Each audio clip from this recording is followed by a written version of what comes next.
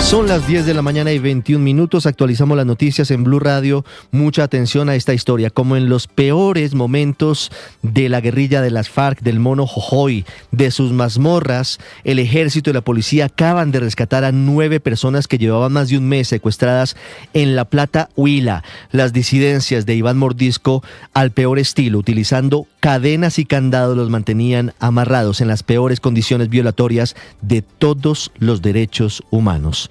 La historia tiene un final feliz. Fueron rescatados en las últimas horas estas 9 personas. Felipe García.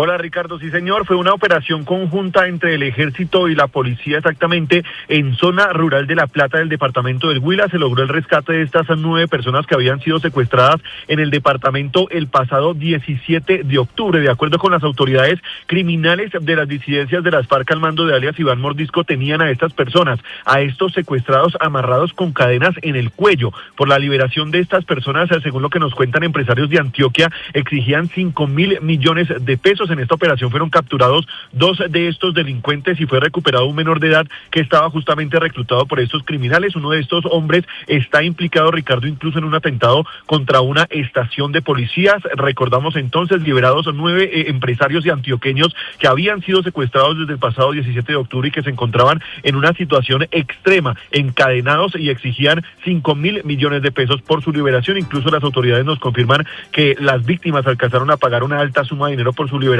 Sin embargo, fue en esta operación que finalmente se logró el rescate con éxito. Muchas gracias, Felipe. Entre tanto, la vicepresidenta Francia Márquez se pronunció frente a la sanción impuesta por el Consejo Nacional Electoral en contra de directivos de la campaña Petro Presidente en 2022, así como los partidos Unión Patriótica y Colombia Humana. Señala la vicepresidenta que la decisión del organismo electoral es un acto desesperado, dice ella, de la oposición. Andrés Carmona.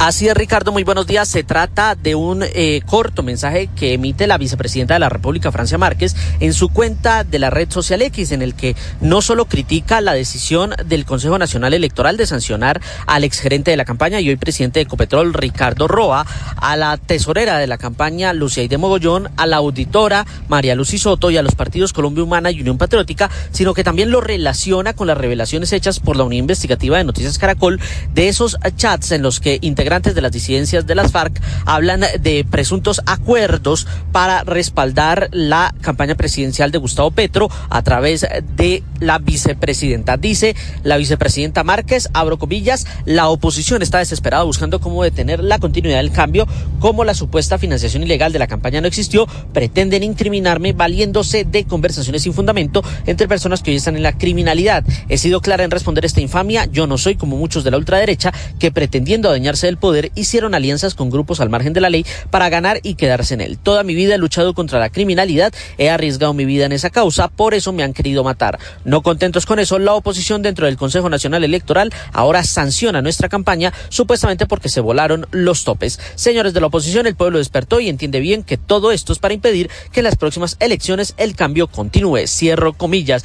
Con estas declaraciones, la vicepresidenta Márquez se suma al presidente Petro, quien ha estado también muy activo en sus redes sociales criticando la decisión, señalando que los magistrados no encontraron relación alguna con el narcotráfico y que no tuvieron en cuenta la defensa técnica del presidente de la República, de sus abogados defensores, en el marco de las cuentas de la campaña, y que esta es una decisión política de cara a las elecciones. Incluso ataca al presidente Petro, al conjuez que dio el voto definitivo para la decisión, que es el conjuez Mayer Abu Shihab, señalando que este conjuez es abogado o fue abogado del alcalde de Medellín y quien, recordemos, es un abierto crítico del presidente Petro, el alcalde Federico Gutiérrez. Estás escuchando Blue Radio. Hola, soy César Moreno, editor internacional aquí de Blue Radio, y para todos ustedes de esta familia periodística les deseamos una feliz Navidad y un feliz año, que disfruten, que festejen en paz y recuerden siempre, cero pólvora, cero excesos. La pólvora para los perritos, para los animalitos está prohibida, entonces por favor para que se mesure con eso, y también para que ustedes la pasen muy bien junto a sus amigos y su familia. Eso es lo que le desea aquí la familia de Blue Radio. Feliz Navidad y feliz año.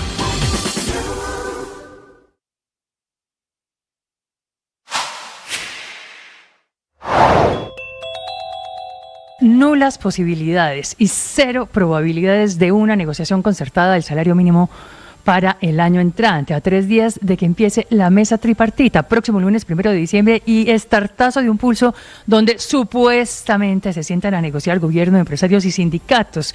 No obstante, estos últimos cerraron ayer la puerta a una negociación concertada del salario mínimo para el año 2026. Portazo concretamente de la CUT, Central Unitaria de Trabajadores, el sindicato más grande del país, con más de 500,000 de afiliados y unos 546,000 trabajadores, y cuyo presidente Fabio Arias, por lo demás aspirando al Senado en la lista de la fuerza, el partido de Roy Barreras, dijo que la CUT no negociará, no se transará y que únicamente irá por una cifra superior al 11% que ya prometió querer el gobierno, como lo verbalizó el ministro del Interior y como lo ha dicho también el presidente Gustavo Petro. Ambos, sindicatos y gobierno, casados y jugados ya con un aumento del 11% o de más, sin haber escuchado siquiera los informes técnicos de la Comisión de Concertación de Políticas Salariales y Laborales, sin haber escuchado tampoco. Y ahora en Blue Radio, la información de Bogotá y la región.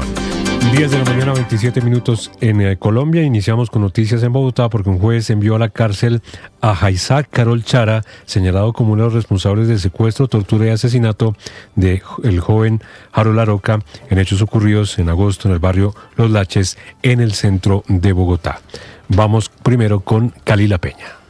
Un juzgado de control de garantías de Bogotá impuso medida de aseguramiento en centro carcelario contra Jaisak Carol Chara, señalado como uno de los presuntos responsables del secuestro, tortura y asesinato del adolescente Harold Aroca, de 16 años, en hechos ocurridos en agosto pasado en el barrio Los Laches, en el centro de la ciudad.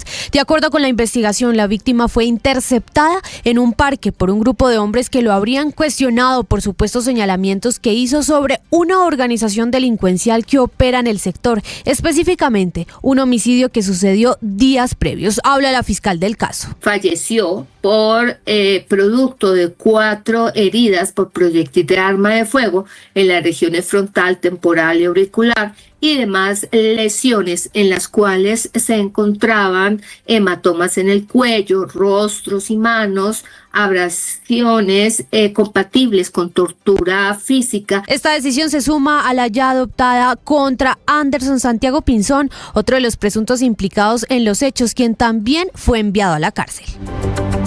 Y más de 113.000 millones de pesos es lo que deberá pagar la concesión vial de Cartagena por el cobro irregular de peajes entre 2020 y 2023. Dálida Orozco. En un nuevo round que le gana el distrito de Cartagena la concesión vial por el cobro de peajes internos, el juzgado octavo administrativo ordenó devolver más de 113.000 millones de pesos que fueron recaudados en los peajes internos de la ciudad después de octubre de 2020, fecha en la que se cumplió la tasa interna de retorno. El fallo de la demanda ordena a la concesión devolver el dinero recaudado por concepto de peajes y telepeajes cobrados de forma irregular entre noviembre de 2020 y mayo de 2023. El alcalde Dumek Turbay aseguró que el dinero será invertido en obras para la ciudad. Poner en marcha todos los escenarios legales para que ese recurso pueda ser devuelto a la ciudad, y esos recursos, lo que hemos dicho es que debe destinarse a mejorar la infraestructura educativa de la ciudad y a mejorar la infraestructura vial. En la ciudad de Cartagena todos los peajes internos fueron desmontados y el corredor de carga está en manos del distrito.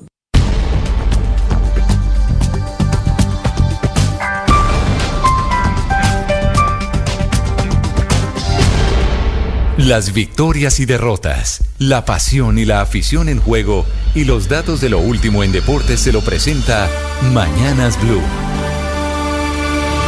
Prográmense, Liga de Naciones, clasificatorio al Mundial de Brasil 2027. Nuestra selección Colombia femenina a las 4 de la tarde visita La Paz frente a Bolivia. La señal desde las 3:30 en la tarde por Gol Caracol y Ditu. También en Ditu, Perú-Chile a las 4 y a las 6 de la tarde Paraguay frente a Uruguay y Ecuador frente a Venezuela. Los deportes a esta hora en Mañanas Blue.